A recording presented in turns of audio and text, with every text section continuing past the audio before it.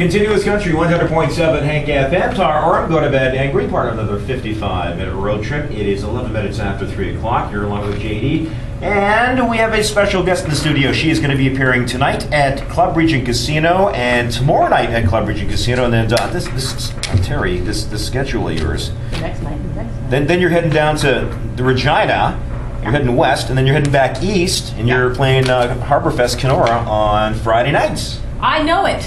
All over. All over this great land. Oh, yeah. Good thing you got some gypsy boots. I do, and they're getting worn out. But you look great. Thank you. I know you said you're feeling kind of tired when you came in here, but you're looking fine to me. Yeah, it's just really, like, our country is a large geographical mass. Yeah. There's a lot of miles to cover in between places. So we spend a lot of time on the bus bouncing around in the back, being knocked around. So you get I call it bus lag. Yeah. As opposed to jet lag. But it's nice because we've had 3 days here in Winnipeg at the casino to be still and order room service and watch movies and kind of recuperate from that. So I'm ready to play tonight. I'm excited. Yeah, well, like I said, and you said, you are so busy, the live album. Yeah, we've got a live album out now. Road Rage. We sell that at the shows, and you can get it on my website as well here in a couple of days. It's held up at Customs, but I'm hoping we have them soon. But they're at the shows, and you can get it on Amazon.com. And it's an album that I really wanted to put out as soon as I was able to kind of get out of the constraints of being on a major label where everything I did was pretty much dictated by radio airplay and making sure that I had singles. And you go from one single to the next, and then the next thing you know, you're making another album, and you're promoting that single. There's no time to do a live record or do fun little things in between that you've always wanted to do. So that was the first thing I wanted to do. And then as soon as we started work on the live record, I put together my own label and started working on a new studio record because it was time for something new because I've been held up for quite a while. And so we've got 2 records coming out here in the next 6 weeks. And picking songs for a live album. I mean, do you come back after the show or the next day and you go over the whole show and it's like, how do you pick songs for a live album? It's hard. I made an investment in this tracking device, this recorder that could record every instrument and the whole show. And we recorded a number of shows and weeded through all the best shows. And 90% of the show that we used ended up coming from a Calgary show we did a couple of years ago when they closed down their club Cowboys. They put this huge tent out, and that was the last show of the club. It was this big kicking off Stampede week, closing down Cowboys. So the crowd was just nuts. They were ready for Stampede, and they were all drunk. It was awesome.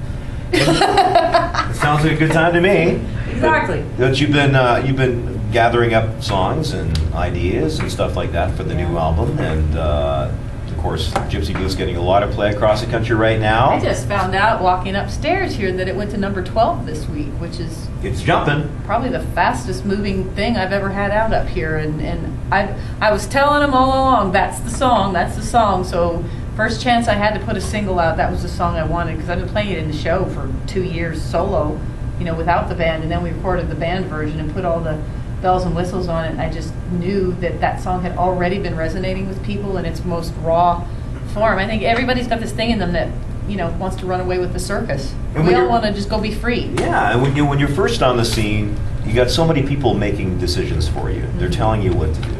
And now things are different, right? Things are different in that, creatively I made the record that came from a very authentic, honest place. The record is full of songs that dictate a lot of the feelings and emotions and the personal growth and evolution I've been through over the past 3 years with just dealing with my mom's cancer and some of the personal challenges and life's roller coaster ride, and a lot of that really comes out in the album and the songwriting. The songs I chose were heavily influenced by a lot of what's gone on in my life, and I feel like I'm at a point where I really have no choice but to make this kind of music that really comes from the place that's deep inside, and I'm not feeling like I have to put myself in this little tiny box and cut songs that sound this way or this long or don't say this or make sure you say that, and that's it's really up to me now, and I feel like now I'm making the best music of my life because I'm not having to think too hard about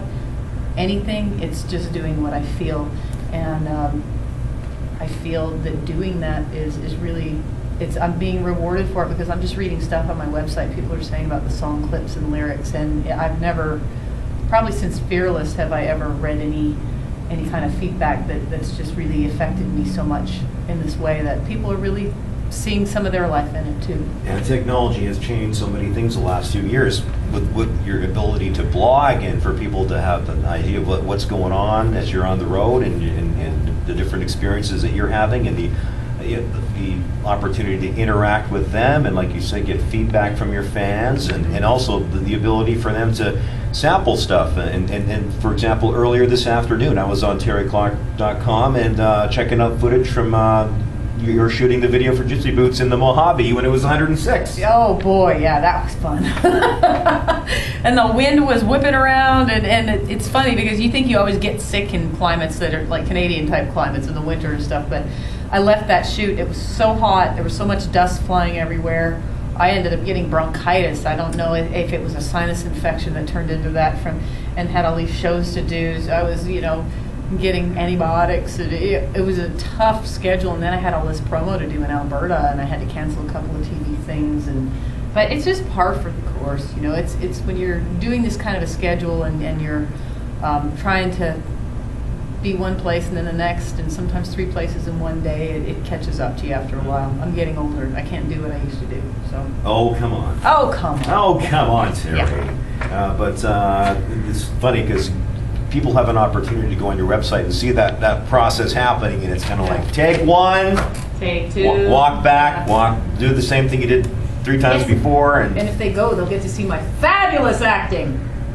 It's wonderful. It really yeah, is. right. It really okay. is. They should actually, for the CCMAs, they should have like a best acting in a video award right. along with the best video award. And I'll for sure not be nominated. Speaking of that, great experience for you last fall hosting. Yeah, that was fun. Here. Yes. Here, yep. That was a lot of fun. It's a lot of work, but maybe not as much as people think. And the best part was when they told me that they were running long or short, I can't remember, something where I had to kill time, so I went out and just started to ad-lib. Well, I saw Reba McEntire at Macy's, and then I saw Michelle Wright downstairs, and like, okay, all right, have we killed enough time yet? No, stretch. I just talking to like 10,000 people like I'm talking to my mom on the phone. It was fun, and I think that when I'm in Canada, I just feel like I'm with a bunch of friends. It's a different kind of vibe. I feel like I'm home and everybody just gets along. And it's fun. I enjoy it. Well, it's a long way home, right? A long way, yeah. It's a long way home. Via Nashville and everywhere else in the world, and that's kind of why I wanted to call the album A Long Way Home. There's a line in a song called named A Million Ways to Run on the record, and the line is, I took the long way home, and that's kind of how I feel in a lot of ways that, I got my first record deal in Nashville when I was 25. I moved to Nashville when I was 18 from Alberta because I really wanted to break in through the States and, get more of that international sort of shot at things. And I did, and I really did, and I had a lot of great years. And I found that being on a major label in the States, you're expected to focus on the States, and you got to go to all the American stations, and you got to do the American stuff, and that's where they sort of view the big bombastic dollars coming from the States. And I always felt like I was sort of alone in my jumping down in the corner with my hand in the air going, what about Canada? I'm Canadian, can we spend more time doing stuff there? And I always felt like Canada sort of got the scraps because I had to do what they wanted me to do, and so much of that was in America. And now that I get to do what I want to do, I'm sort of reversing that a little bit, and I'm making Canada more my priority because I've been wanting to do that all along. So that's awesome. Well, before we hear the first single from Long Way Home, I just want to remind folks once again, Club Regent Casino tonight, tomorrow night, and Harbor Fest Kenora, beautiful Lake of the Woods on Friday night. And it's going to be a big, big crowd out there to see you. Cool. I look forward to that. We've been having a blast. I mean, we've played all over Ontario, and now we're here, and the crowds have been unbelievably receptive, and it's just great. It feels good to be back home playing for people. It's great to have you here. First single from Long Way Home, Terri Clark, Gypsy Boots. 100.7 Hank FM.